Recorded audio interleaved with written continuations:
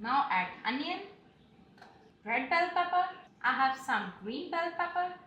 Add some salt, paprika powder, some chili flakes, half teaspoon of garlic paste and some oil. Give a good mix and cook for 15 minutes.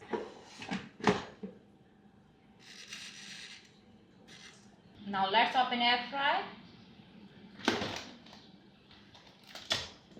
See, chicken is ready. Now it's time to add leftover rice. Now add pizza sauce. I have some Doritos. Give a good mix.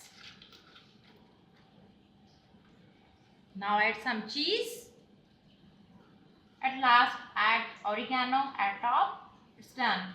Now let's cook for 2 minutes.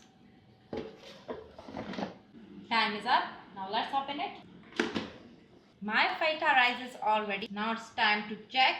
See its final look. If you like my recipe, do subscribe my channel.